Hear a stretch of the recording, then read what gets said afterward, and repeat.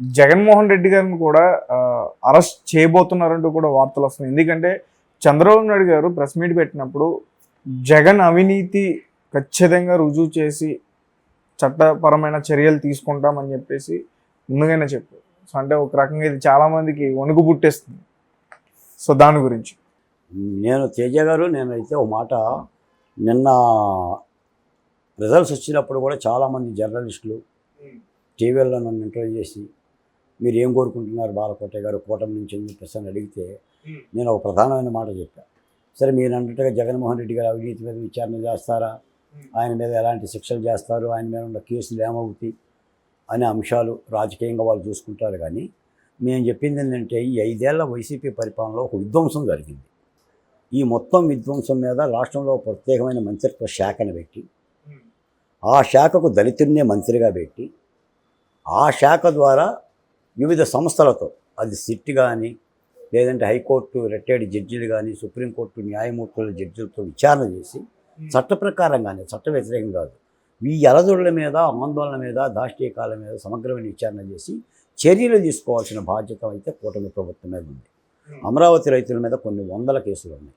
దాదాపు 300 మంది ప్రత్యక్షంగా పరోక్షంగా హత్య చేయబడ్డారు.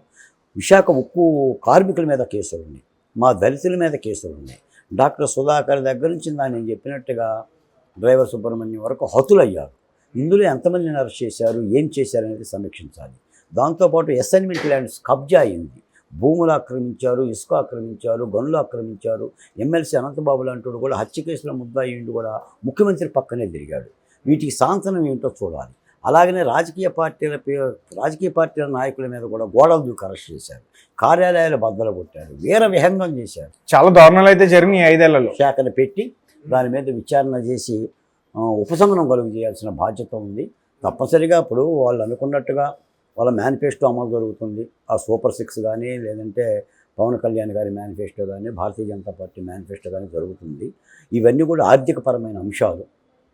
వాటన్నిటికంటే ముందు ఏంటంటే ఇది ఉపశమన మార్గాలు, ఈ విచారణ పర్వాలు, చట్టం తన పని తాను చేయటం అనేది ఇది కోర్టంలో కూడా తప్పులేదని నాలాంటి వాడి యొక్క భావన.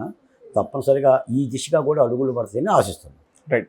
అయితే జగన్మోహన్ రెడ్డి గారికి ఎంత ఘోర పరాజయానికి ముఖ్యంగా షర్మిలా కారణమా, లేకపోతే ఆయన వెంటున్న మీరన్నట్టు రాక్షసులు ఆ మంత్రులు కారణమా?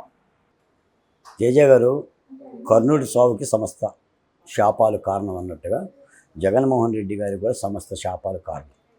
ఆయన చేసిన తప్పిదాలు ముఖ్యంగా అభివృద్ధి లేకపోవడంతో పాటు అరాచకమైన పరిపాలనను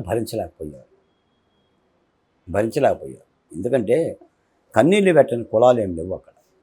ఈ హత్యలు ఏంటి, కొట్టుకోవటం ఏంటి, చంపుకోవటం ఏంటి, దాని మీద ఎకసెకలేంటి, పక్కపక్కలేంటి, ఎద్దేవా చేయటం ఏంటి, ఎవరెవరో వీడియోలు పెట్టి సోషల్ మీడియాలో కూడా మహిళల్ని చీరలు కడితే చీరలకు పేర్లు పెట్టడం, గొలుసులు వేసుకుంటే గొలుసులు పేర్లు పెట్టడం, కులాల ముద్ర వేయటం, అమరావతి మీద మరీ నిందలేయటం, అది కమ్మోలదని, అది ఎడారని, అది శ్మశానమని, అమరావతికి 1,00,000 కోట్లు కావాలని, అన్నీ అబద్ధాలు.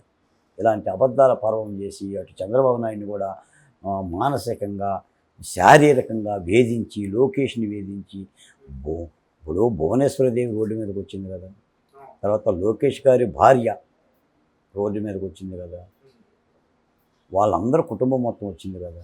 మీకు అమరావతి నుంచి అమెరికా వరకు ప్రతి తెలుగు పౌరుడు కూడా కసికసిగా వచ్చి ఓట్లేశారు కదా. హైదరాబాదు, చెన్నై, తమిళనాడు, కర్ణాటక, బెంగళూరు, ఇతర రాష్ట్రాలు ఎక్కడున్నా కూడా తెలుగు వచ్చి ఓట్లేశారు కదా. కాబట్టి ఒక విధమైన రాకాసి పాలన మీద తిరగబడిన విధంగానే ప్రజలు తీర్పునిచ్చారు. ఈ ఎన్నికల్లో ప్రధానంగా పనిచేసింది జగన్మోహన్ రెడ్డి గారి అరాచక పరిపాలన, విధ్వంస పరిపాలన, దాంతోపాటు ఇతర అంశాలు. ఆ దిశగానే ఇంత అద్భుతమైన తీర్పు వచ్చింది. రైట్. అయితే చాలామంది కూడా పవన్ కళ్యాణ్ గారు ఇప్పుడు ఏ స్థానంలో ఉండబోతున్నారు, దీనిపైన ఎక్కువగా చర్చలు నడుస్తున్నాయి.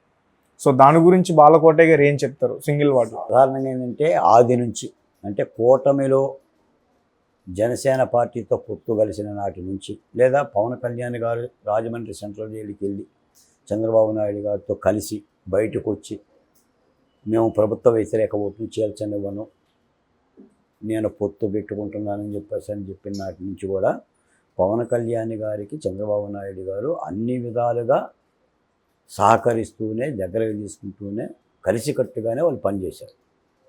నిన్న కూడా రిజల్ట్స్ రాగానే చంద్రబాబు నాయుడు గారే పవన్ కళ్యాణ్ దగ్గరికి వెళ్ళాడు. చంద్రబాబు నాయుడు గారే పవన్ కళ్యాణ్ గారి దగ్గరికి వెళ్ళాడు, వెళ్ళి అభినందించాడు. ఆయన అభినందించాడు, ఈయన అభినందించాడు. తప్పనిసరిగా ఈ రాజకీయ సన్నివేశంలో పాలనాపరంగా అటు కేంద్ర ప్రభుత్వం దగ్గర కానీ ఇటు చంద్రబాబు నాయుడు గారి దగ్గర కానీ పవన్ కళ్యాణ్ గారికి ఉండాల్సిన ప్రాధాన్యతలో ఎట్టి పరిస్థితుల్లో చెక్కు జరగదని నేను భావిస్తున్నాను.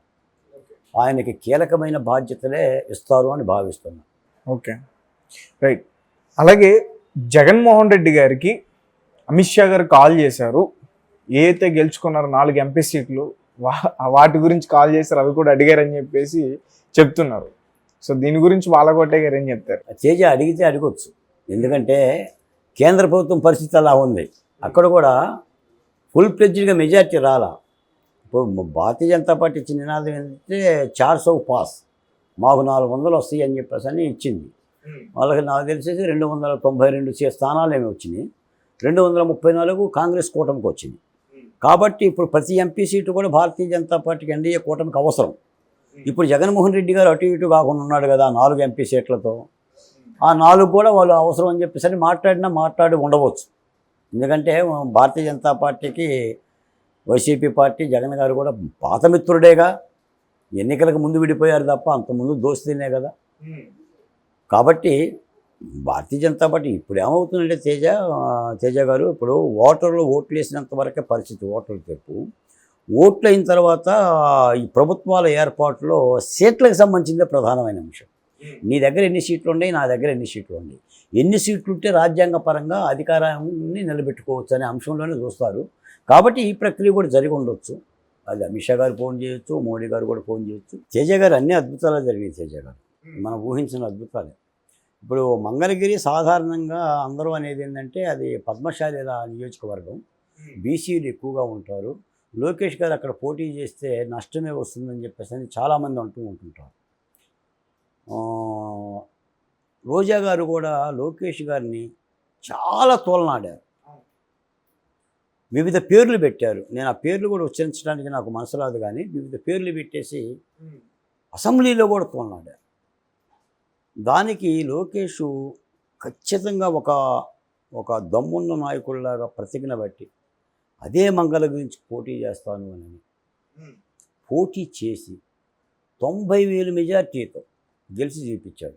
ఈ సందర్భంగా కొన్ని చిన్న చితకా పార్టీలు, దళిత కాన్సెప్ట్ పెట్టుకున్న పార్టీ నాయకులు కూడా లోకేష్ను ఓడించి తీరుతామని చెప్పేసి అని బరిలో దిగారు. మీకు తెలిసే ఉంటుంది, ఇదే ఉంటుంది. ఆ పార్టీ నాయకుడికి ఎంత వచ్చింది అంటే 431 కోట్లు వచ్చింది. 431 ఓట్లు వచ్చిన నాయకుడు లోకేష్ను ఓడిచ్చేస్తా, అసలు తెలుగుదేశం పార్టీ ఓట్లు చీల్చేస్తా, 5% చీల్చేస్తా, 10% చీల్చేస్తా అని చెప్పేసానని అప్పుడప్పుడు మా మీద కూడా నా పేరైతే పెట్టలేదే కానీ, అంటే అంత సాహసమును అంత ధైర్యం చాలేదే కానీ అలా వ్యాఖ్యలు చేసి జగన్మోహన్ రెడ్డి గారికి సైడ్ యాంగిల్లో సహకరించే విధంగా కొన్ని పక్షాలు చేసింది. అవన్నీ బుట్టదాకలైనవి. ఇప్పుడు లోకేష్ అనే వ్యక్తి ప్రూవ్ చేసుకున్నాడు. సాధారణంగా యువగలంలోనే ఆయన ఒక అద్భుతమైన చరిష్మాను సృష్టించాడు. మీరు గమనించారో లేదో, అడుగడుగున కూడా యువగలానికి ప్రాధాన్యత పెరుగుతుందని జగన్మోహన్ రెడ్డి గారు ఆపే ప్రయత్నం చేశాడు కదా. లోకేష్ మాట్లాడుతుంటే కుర్చీలు ఎత్తుకెళ్ళారా, మైక్ ఎత్తుకెళ్ళారా, వాహనం ఎత్తుకెళ్ళారా, మధ్యన అరెస్ట్ చేశారా? పాదయాత్ర జరుగుతుండగానే కదా చంద్రబాబు నాయుడు గారిని అరెస్ట్ చేసింది నంద్యాలలో. దాంతో ఆయన పాదయాత్ర ఆఫ్ చేసుకున్నాడు కదా. తండ్రిని ఇడిపించుకోవటం కోసం ఢిల్లీ, హైదరాబాదు తిరిగాడు కదా. అప్పుడు కదా భువనేశ్వరీదేవి కూడా నిజం గెలవాలని చెప్పేసి నినాదంతో ప్రజల్లోకి వచ్చింది. నేను భువనేశ్వరీదేవి గారు పెట్టిన విజయమే అని చెప్పేసి రాజమండ్రిలో సభ పెట్టారు. నేను ఆ సభకు స్వయంగా వెళ్ళా. ఆ సభలో కూడా నేను పాల్గొన్నా, నేను మాట్లాడా, మద్దతు పలికా. అందుకని అవన్నీ కూడా ఏంటంటే జగన్మోహన్ రెడ్డి గారి వ్యతిరేకత కోసమే. ఇదంతా కూడా జగన్మోహన్ రెడ్డి గారి వ్యతిరేకత సార్.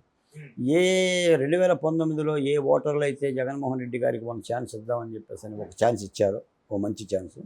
నువ్వు ఒక ఛాన్సే కదా అడిగింది, ఇక ఛాన్స్ అయిపోయింది కదా అన్నట్టుగా నీ ఛాన్స్ని తీసేశారు. నీ ఛాన్స్ని తీశారు.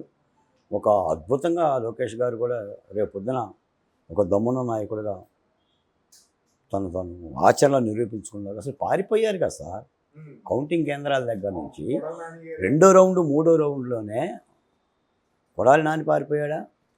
రోజా గారు కూడా బరా వెళ్ళిపోతున్నారు కదా. ఎవరు కలుసు మేరలో కనిపించలేదు కదా.